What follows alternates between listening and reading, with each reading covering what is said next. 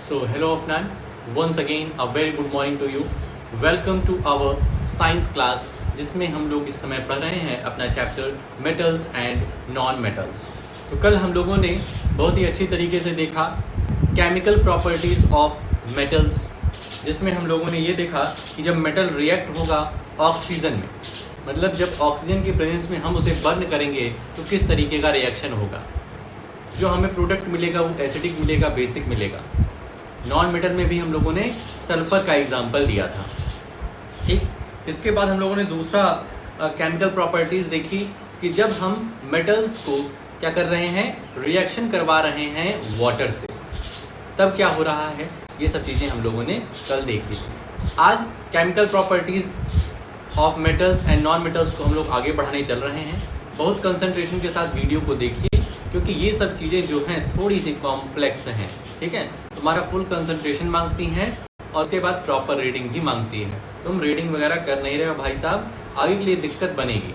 ठीक है, कल ही संडे है, देखिए क्या ही होता है। चलते हैं फिलहाल आज के टॉपिक पर, देखते हैं क्या क्या हमें आज डिस्कस करने हैं।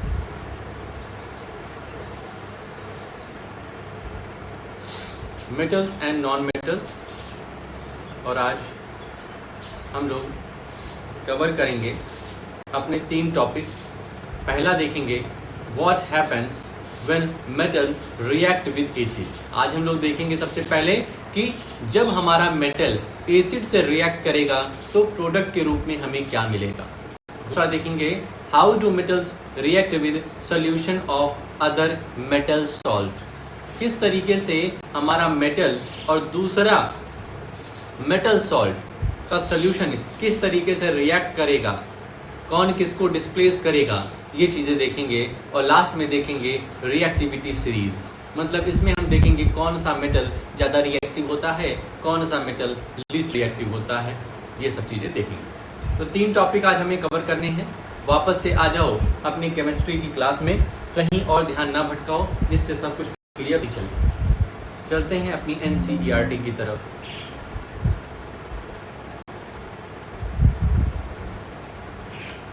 तो कल हम लोगों ने 3.2.2 तक कवर कर लिया है अच्छे तरीके से। अब आज का फर्स्ट टॉपिक अपने सामने आ रहा है what happens when metal react with acid. क्या होता है जब मेटल एसिड से रिएक्ट होता है। You have already learn that metals react with acid to give a salt and hydrogen gas. ध्यान रखना भाई साहब, जब मेटल का रिएक्शन होता है एसिड के साथ तो हमें क्या मिलता है, सॉल्ट मिलता है प्लस हाइड्रोजन गैस मिलती है। हाइड्रोजन गैस मिलती है। ठीक, मेटल जब भी एसिड से रिएक्ट करे तो हमें मिलेगा सॉल्ट और हाइड्रोजन गैस। यहाँ देखो लिखा है मेटल प्लस डाइल्यूट एसिड। यहाँ पर एक इक्वेशन बना करके इन्होंने दे दिया है, metal plus dilute acid gives salt plus hydrogen. ठीक है, डाइल्यूट एसिड मतलब होता है इसमें एसिड की मात्रा कम, वाटर की मात्रा ज़्यादा है। कंसंट्रेटेड में एसिड की मात्रा ज़्यादा रहेगी और वाटर की क्वांटिटी कम रहेगी। ठीक है, तो यहाँ पर इसका मतलब डाइल्यूट में यही समझ जाओ कि यहाँ पर एसिड कम है। But do all metals react in the same manner, let us find out. क्या सभी मेटल एक तरीके से रिएक्ट करते हैं, एक तरीके से उनका जो रिएक्शन का समय होता है क्या एक जैसा होता है, एक जैसी क्वालिटी वाला? तो ऐसा नहीं होगा भाई साहब। जैसा कि तुम्हें कल बताया था, जिस प्रकार के अलग अलग प्राणी होते हैं और हर सिचुएशन के रिस्पेक्ट में अलग अलग तरीके से रिएक्ट करते हैं, उसी तरीके से मेटल के साथ भी होता है। Collect all the metal samples except sodium and potassium again. If the samples are tarnished, rub them clean with sandpaper. Caution: do not take sodium and potassium as they react vigorously even with cold water. Activity 3.11 में हमें sodium potassium को छोड़ करके अन्य जो metal हैं वो लेना है। सोडियम पोटेशियम क्योंकि बहुत ही ज़्यादा विगरसली रिएक्ट करता है, बहुत तेज़ी से रिएक्ट करता है, कोल्ड वाटर में रिएक्ट कर जाता है और आग लगा देता है। इस वजह से इसे हमें नहीं लेना है।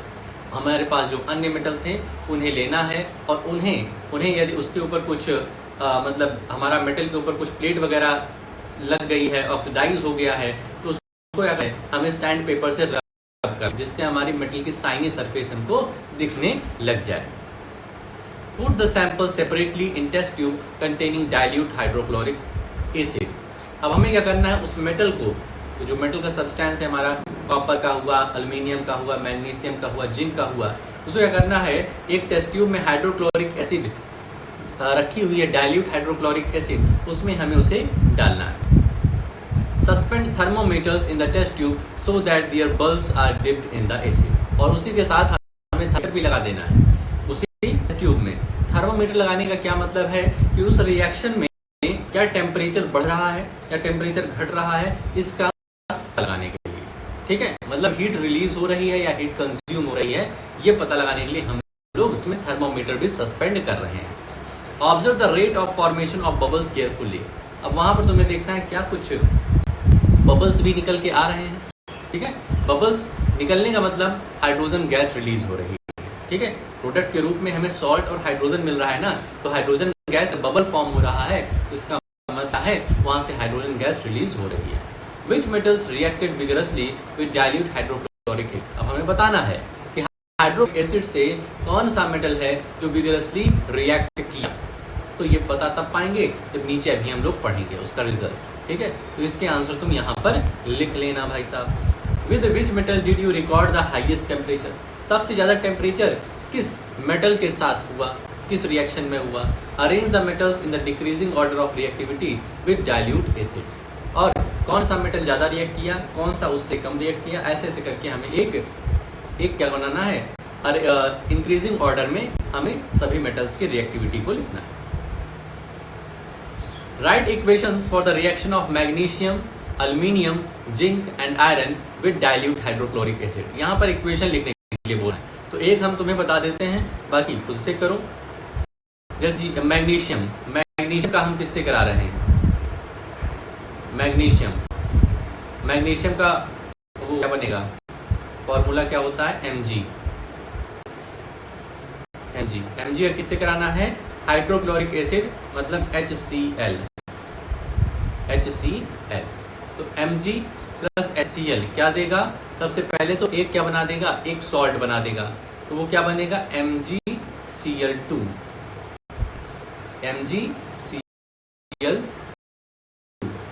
हाइड्रोजन गैस फॉर्मूला क्या होता है, H2। तो देख रहे हो, जब मैग्नीशियम HCl रिएक्ट किया, रिएक्शन में आया, एक दूसरे के संपर्क में आए, तो हमें एक क्या मिला, मैग्नीशियम क्लोराइड नाम का एक सॉल्ट मिला, प्लस हाइड्रोजन गैस मिला। अब देखो, इक्वेशन को बैलेंस करना बहुत ही जरूरी है। हम देख रहे हैं कि जो हमारा रिएक्टेंट साइड है, ये रिएक्टेंट है और ये प्रोडक्ट है, ठीक है, ध्यान रखो, ये रिएक्टेंट है और ये प्रोडक्ट है। रिएक्टेंट और प्रोडक्ट में जो हमारे ये मैग्नीशियम, हाइड्रोजन, इन सब के क्या, जो हमारे एटम्स हैं वो बराबर होने चाहिए। तो हम देख रहे हैं कि रिएक्टेंट साइड मैग्नीशियम का एक एटम है, तो ठीक है, यहाँ पर भी एक ही। HCl में हाइड्रोजन और क्लोराइड है, हाइड्रोजन क्लोराइड, H यहाँ पर एक ही है एटम और यहाँ पर 2 ठो है, तो हम क्या करेंगे, और यहाँ पे देख रहे हैं Cl एक ही है और यहाँ पे Cl 2 ठो है, Cl2 है, तो यहाँ पर ऐसे 2 लगा दें, तो क्या हो जाएगा, Mg plus 2HCl gives MgCl2 plus H2।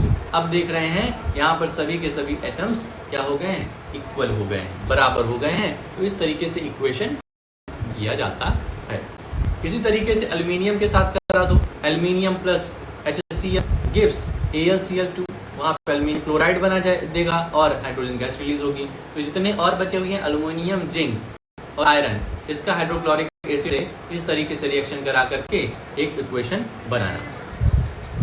Hydrogen gas is not evolved when a metal reacts with nitric acid. ध्यान रखना, हाइड्रोक्लोरिक एसिड की जगह यदि नाइट्रिक एसिड लगा दिया गया, नाइट्रिक एसिड रख दिया गया, तो वहां पर हाइड्रोजन गैस रिलीज नहीं होगी। ध्यान रखो, it is because is strong of agent. HNO3 मतलब नाइट्रिक एसिड का फॉर्मूला है HNO3। कह रहा है HNO3 में जब हम मेटल को इमर्स करेंगे, उसके साथ रिएक्ट कराएंगे, तो हाइड्रोजन गैस रिलीज नहीं होगी। क्यों? क्योंकि नाइट्रिक एसिड जो है वो एक स्ट्रॉन्ग ऑक्सीडाइजिंग एजेंट है. It oxidises the H2 produced to water and itself gets reduced to any of the nitrogen oxides. मतलब HNO3 ने क्या किया, जो हाइड्रोजन गैस इवॉल्व होने वाली थी उसको वाटर में कन्वर्ट कर दिया. उसको किसमें किया? वाटर में कन्वर्ट कर दिया. और ये जो N है, ठीक है, N मीन्स नाइट्रोजन है, वो नाइट्रोजन ऑक्साइड के फॉर्म में हो गया. ठीक, HNO3 में कोई भी हाइड्रोजन गैस रिलीज नहीं होनी पाई. हाइड्रोजन गैस किसमें कन्वर्ट हो गई? हमारे वाटर में. क्यों? क्योंकि HNO ऑक्साइड है, नाइट्रिक एसिड है. HNO3 मीन्स नाइट्रिक एसिड जो है एक स्ट्रॉन्ग ऑक्सीडाइजिंग एजेंट है. ये हाइड्रोजन, ठीक है, क्योंकि इसके क्या था, ये O था. क्या था? O3 था. ऑक्सीजन के 3 एटम, और जो हाइड्रोजन निकलने वाला था उसके साथ एक बेस दिया और H2O हो गया, वाटर बन गया. नहीं होने पाई जब मेटल का किससे रिएक्शन हुआ? नाइट्रिक एसिड HNO3 से. But magnesium and manganese react with dilute HNO3 to evolve two gas. लेकिन यहाँ पर एक एक्सेप्शन है, पर H2 गैस इवॉल्व होगी. ध्यान रखो, केमिस्ट्री में जितने कॉन्सेप्ट हैं उतने ही एक्सेप्शन भी हैं. ठीक है, तो दोनों को अपने दिमाग में ध्यान रखो कि जब मेटल को नाइट्रिक एसिड से रिएक्ट कराएंगे, ध्यान रखो, जब मेटल को नाइट्रिक एसिड से रिएक्ट कराएंगे तो H2 gas, hydrogen gas evolve नहीं होगी, एक्सेप्ट जब मैग्नीशियम और मैंगनीज मेटल के रूप में रहेगा. मैग्नीशियम और मैंगनीज जब मेटल के रूप में रहेगा तब डाइल्यूट HNO3 से H2 गैस रिलीज होगी. ठीक है, तो इस बात को ध्यान रखना. You must have observed in activity 3.11 that the rate of formation of bubbles was the fastest in the case of magnesium. ठीक है, यहाँ पर बात कर रहे हैं एक्टिविटी 3.11 की, और वहाँ कह रहे हैं कि जो बबल्स का फॉर्मेशन था वो मैग्नीशियम में क्या था, हमें ज़्यादा देखने को मिल रहा था. The reaction was also the most exothermic in this case. क्या कह रहे हैं? उसमें जो मैग्नीशियम में सबसे ज़्यादा एक्सोथर्मिक रिएक्शन हो रही थी. एक्सोथर्मिक रिएक्शन मतलब हीट सबसे ज़्यादा रिलीज हो रही थी मैग्नीशियम के केस में. The reactivity decreases in the order. Magnesium सबसे ज़्यादा तेज रिएक्ट कर रहा है, फिर एल्युमिनियम, फिर जिंक, फिर फिरस. फिरस मीन्स आयरन हमारा. ठीक बात, तो ऊपर के आंसर सारे मिल जा रहे हैं यहाँ पे. In the case of copper, no bubbles were seen and the temperature also remained unchanged. This shows that copper does not react with dilute HCl. और HCl में हम ये देख रहे हैं कि HCl से कॉपर जो है वो बिल्कुल भी ना वहाँ पे कोई बबल दिख रहा है, ना कुछ टेम्परेचर चेंज हो रहा है, ना कुछ कलर चेंज हो रहा है. तो इसका मतलब हुआ कि कॉपर बिल्कुल भी HCl से रिएक्ट नहीं हो रहा है. HCl का कॉपर पर कुछ भी फर्क नहीं पड़ रहा है. तो इस तरीके से था अपना टॉपिक कि जब हम मेटल को एसिड से रिएक्ट कराते हैं तो क्या होता है. तो सिंपल सा आंसर है, जब मेटल को एसिड से रिएक्ट कराएंगे तो हमें एक सॉल्ट मिलेगा और दूसरा मिलेगी हाइड्रोजन गैस. नाइट्रिक एसिड से जब हम मेटल को रिएक्ट कराएंगे तब हमें हाइड्रोजन गैस नहीं मिलेगी. सॉल्ट तो मिलेगा लेकिन हाइड्रोजन गैस नहीं मिलेगी, एक्सेप्ट तब जब मैग्नीशियम या मैंगनीज मेटल रहे. ठीक बात. तो ऊपर के आंसर, जो क्वेश्चन के आंसर है वो कर लेना भाई. अब आगे आते हैं अपने दूसरे टॉपिक पे. How do metals react with solution of other metal salts.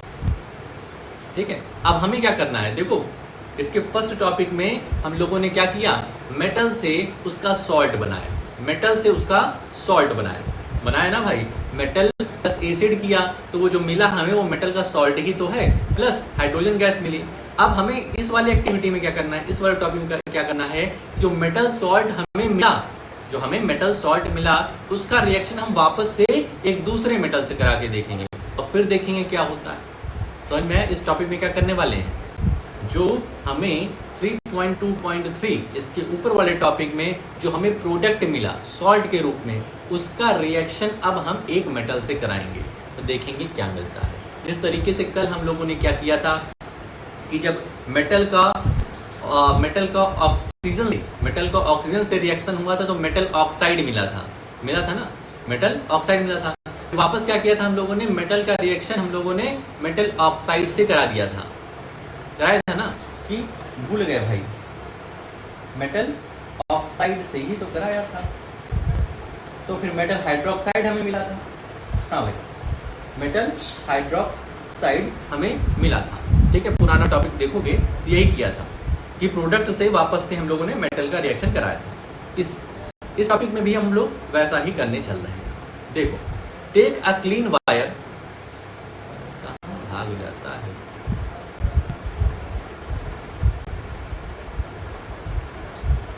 हाँ, take a clean wire of copper and an iron nail. हमें क्या करना है, एक वायर ले लेना है और आयरन की एक नेल ले लेनी है। Put the copper wire in a solution of iron sulphate. अब आयरन सल्फेट जो है वो है हमारे मेटल सॉल्ट। आयरन सल्फेट क्या है, मेटल सॉल्ट है।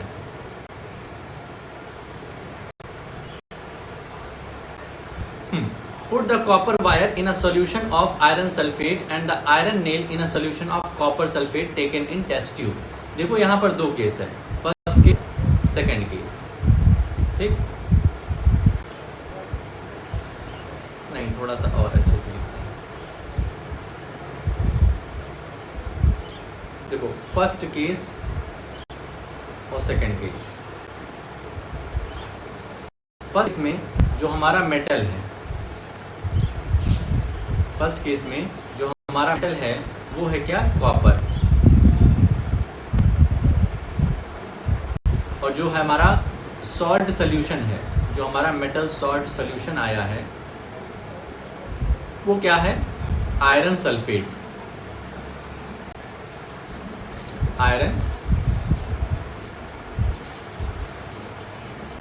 सल्फेट, यही तो है।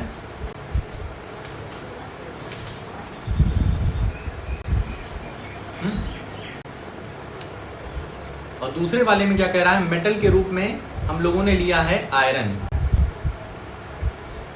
और सॉल्ट सोल्यूशन की जगह लिया है कॉपर सल्फेट। मतलब बस इंटरचेंज किया है हम लोगों ने। और कह रहे हैं ऐसा करो और उसके बाद बताओ कि तुम्हें सोल्यूशन के रूप में, प्रोडक्ट के रूप में क्या मिल रहा है।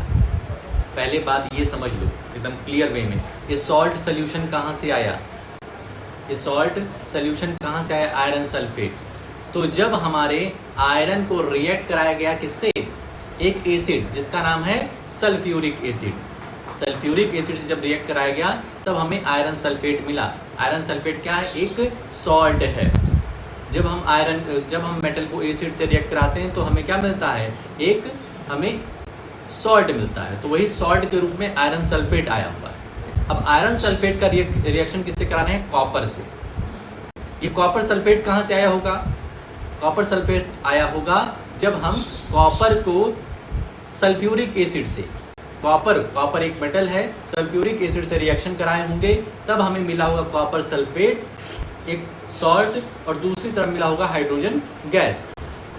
तो यहाँ पर कह रहा है कि इसमें रिएक्शन कराओ, कॉपर को आयरन सल्फेट के सोल्यूशन में डाल दो और आयरन को कॉपर सल्फेट के सोल्यूशन में डालो। दो अलग अलग केस हैं। Record your observation after 20 minutes. 20 minutes बाद ऑब्जर्वेशन करो कि आखिर तुमने क्या देखा। तो क्या देखा, इसके आगे देखो। In which test tube did you find that a reaction has occurred. किस टेस्ट ट्यूब में तुमने देखा कि हाँ भाई साहब रिएक्शन कुछ तो हुआ है। On what basis can you say that a reaction has actually taken place.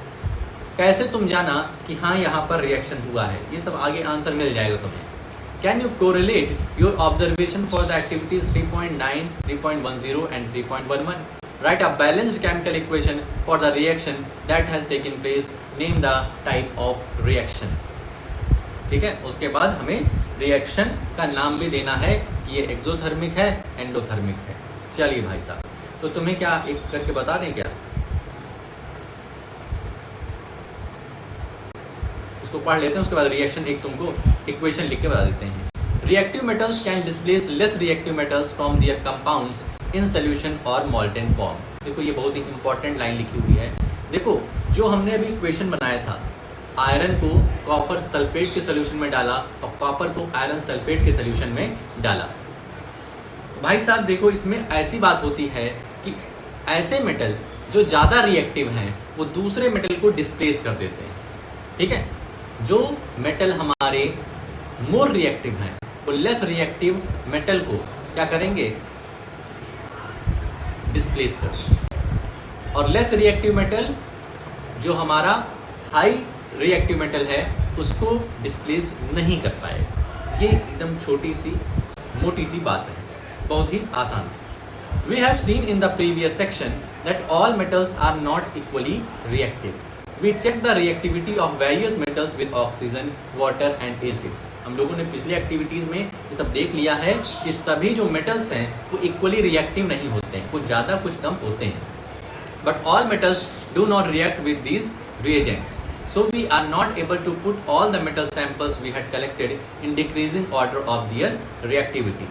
Displacement reaction studied in chapter 1। अब चैप्टर 1 में डिस्प्लेसमेंट रिएक्शन नाम का कुछ तुम पढ़े होगे। Give better evidence about the reactivity of metals. It is simple and easy.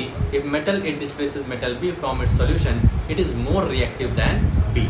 यहाँ पे कह रहा है कि अगर हमारा मेटल ए जो है, if metal A displaces metal B, अगर मेटल ए मेटल बी को डिस्प्लेस कर दे रहा है तो इससे ये क्लियर हो रहा है कि मेटल ए जो है वो ज़्यादा रिएक्टिव है, वो ज़्यादा रिएक्टिव है। जैसे कि अब देखो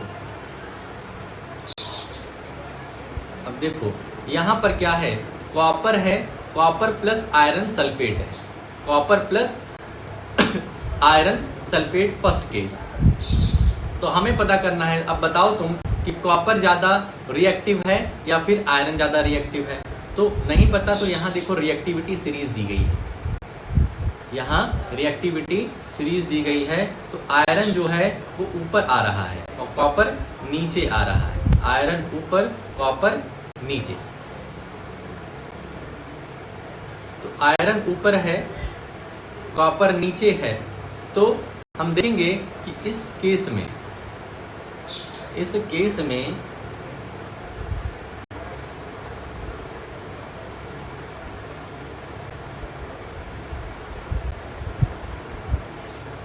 में क्या होगा, कोई रिएक्शन नहीं होगी। क्यों नहीं होगी? क्योंकि कॉपर क्या है, लीस्ट रिएक्टिव है। कॉपर जो है वो आयरन सल्फेट पर क्या करेगी, कोई प्रभाव नहीं डाल पाएगी। ये वाले में आयरन प्लस कॉपर सल्फेट, इस पर फर्क पड़ेगा। आयरन, क्योंकि आयरन जो है वो मोर रिएक्टिव है। Fe जो है, Fe वो कॉपर से क्या है, मोर रिएक्टिव है। तो Fe प्लस CuSO4, ठीक है। जब इस तरीके केस आएगा, जब हम क्या कर रहे हैं, आयरन को कॉपर सल्फेट के सोल्यूशन में डाल रहे हैं, आयरन को कॉपर सल्फेट के सोल्यूशन में डाल रहे हैं। आयरन जो है हमारा वो कॉपर से क्या है, मोस्ट रिएक्टिव है। तो ये क्या काम करेगा, बनाएगा FeSO4, FeSO4 प्लस Cu, ठीक है। यही इसी को कहते हैं डिस्प्लेसमेंट रिएक्शन भी, ठीक। देखो ध्यान रखो, ये Cu था प्लस FeSO4 था, Cu FeSO4, Cu plus FeSO4। यहाँ पर कोई भी रिएक्शन नहीं होगी। क्यों नहीं होगी? क्योंकि कॉपर जो है वो लीस्ट रिएक्टिव है हमारे आयरन से। लेकिन यहाँ पर आयरन को रिएक्शन हम किससे करा रहे हैं, कॉपर सल्फेट के सोल्यूशन से। कॉपर लीस्ट रिएक्टिव होता है आयरन से, इस वजह से यहाँ रिएक्शन हो जा रही है FeSO4 प्लस Cu, ठीक। तो डिस्प्लेसमेंट रिएक्शन में हमें ये रिएक्टिविटी सीरीज जो है ये पता होनी चाहिए, तब बात बन जाएगी। एक बात ये वाला देखो, यहाँ पर क्या हुआ है कि जब हम लोगों ने आयरन को कॉपर सल्फेट के सोल्यूशन में डाला, कॉपर सल्फेट के सोल्यूशन में डाला, मतलब Fe को CuSO4 के सोल्यूशन में डाला। देखो ये Fe था, Fe मीन्स आयरन था, आयरन। ये क्या है हमारा, क्या है ये है आयरन। और आयरन को किस में डाला है, कॉपर सल्फेट के सोल्यूशन में। कॉपर सल्फेट, ये देखो ये अलग है, आयरन को कॉपर सल्फेट के सोल्यूशन में इमर्स किया है। तो यहाँ पर रिएक्शन होगा। क्यों होगा? क्योंकि जो आयरन है वो मोर रिएक्टिव है कॉपर से। तो यहाँ पर क्या हो जाएगा, FeSO4। सॉल्यूशन में हमें क्या मिल जाएगा, हमें क्या रिजल्ट मिलेगा प्रोडक्ट के रूप में, FeSO4। जो Fe है वो Cu को डिस्प्लेस कर देगा, Cu की जगह पे आ जाएगा और Cu अलग से भाग जाएगा, अलग से Cu बन जाएगा। ठीक, तो आई थिंक ये बात समझ में आ गई होगी। और दूसरे में था कि जो कॉपर था, कॉपर जब हमारे आयरन सल्फेट के सोल्यूशन में गया है तो यहाँ पर कोई फर्क नहीं पड़ रहा है कॉपर। क्यों? क्योंकि कॉपर जो है वो लीस्ट रिएक्टिव है हमारे आयरन से। ये यहाँ देखो रिएक्शन दिया हुआ है, metal A plus salt solution of B, तो क्या हो जाएगा, सॉल्ट सोल्यूशन ऑफ ए बन जाएगा, ए का सॉल्ट सोल्यूशन बन जाएगा और मेटल बी अलग हो जाएगा। Which metal, copper or iron is more reactive according to your observation in activity 3.12। तुम्हारे ऑब्जर्वेशन से बताओ कॉपर और आयरन में से कौन ज़्यादा मोर रिएक्टिव हुआ। तो इसका भी आंसर लिखना भाई साहब। अगर अभी भी नहीं समझ में आया कि कौन सा ज़्यादा रिएक्टिव है तो भाई साहब कुछ दिक्कत है। ठीक, अब आते हैं रिएक्टिविटी सीरीज में। ये रिएक्टिविटी सीरीज जितनी प्रैक्टिस करोगे उतना तुम्हें पता चल जाएगा कौन सा मेटल ऊपर है, कौन सा मेटल नीचे है। The reactive series is a list of metals arranged in the order of their decreasing activities. After performing displacement experiments, activity 1.9 and 3.12, the following series known as the reactivity or activity series has been developed. तो इसको reactivity series या activity series कुछ भी बोल सकते हैं हम लोग। ये इस कंक्लूजन पे हम पहुंच सके जब हम इतने सारे एक्टिविटी कर चुके तब। ठीक है, इतने दिन से, मतलब दिन से क्या, कल से ही हम लोग एक्टिविटी कर रहे हैं कई सारी। कई बार हम लोगों ने ऑक्सीजन से उसको रिएक्ट कराया, कभी हाइड्रो से कराया, वाटर से कराया, कभी हमने एसिड से कराया, कभी हम लोगों ने वाटर से कराया। तो अलग अलग तरीके से रिएक्शन कराया और तब हम जाकर के ये निष्कर्ष पे पहुँचे हैं कि कौन सा मेटल ज़्यादा रिएक्टिव है और कौन सा मेटल कम रिएक्टिव है। तो यहाँ पर उसकी सीरीज दी गई है। इसके बाद आता है अपना इंटेस्ट क्वेश्चन। तो ये टेस्ट क्वेश्चन भी करना तुम्हारा काम है। ठीक है, तो इंटेस्ट क्वेश्चन कल की उसमें रख लेना। ठीक है, नेक्स्ट डे के उसमें बाकी जितने और क्वेश्चंस बीच बीच में आए हुए हैं, एक्टिविटी जो आई हुई है, इसको कर लेना। ठीक, और दूसरी बात, तुम रिकॉर्डिंग नहीं कर रहे हो, करे। ठीक है, रीडिंग की रिकॉर्डिंग नहीं किया तुमने तो भाई साहब कर लो, क्योंकि कल संडे है और ऐसा ना करो कि तुम्हें बम्पर प्राइज़ मिले। ठीक, और इसकी भी तुम रीडिंग की रिकॉर्डिंग ही करना, क्योंकि अब तुम पर भरोसा कुछ कम हो रहा है। ठीक है, तुम बोल तो देते हो रीडिंग किया है लेकिन करते नहीं, तो इस वजह से अब हमें प्रूफ दो। रिकॉर्ड करो रीडिंग को और समझा करके बताओ चीज़ों को, और जो दिक्कत बने उस शाम की क्लास में ज़रूर पहुँचो। ठीक बात, तो आई होप सब कुछ क्लियर होगा। और ऐसा काम मत किया करो कि एक बार तुमने कह दिया सर जी बस हमको इसी पैराग्राफ में दिक्कत है, इसको आप समझा दीजिए, तो उसको हम समझा दिए। उसके बाद जब हम पूछने लग गए तो तुम कह रहे हो नहीं सर जी इसमें भी दिक्कत थी हमको। तो ऐसा नहीं चलता भाई साहब। एक बार में जितना चीज़ कन्फ्यूज़न है पूछ लो, उसके बाद जब हम पूछने शुरू करें तो तुम कन्फ्यूज़न मत बताओ, सिर्फ सोल्यूशन बताओ। ठीक, तो आज की वीडियो में हम लोग बस इतना ही रखते हैं, मिलते हैं नेक्स्ट वीडियो में। ओके।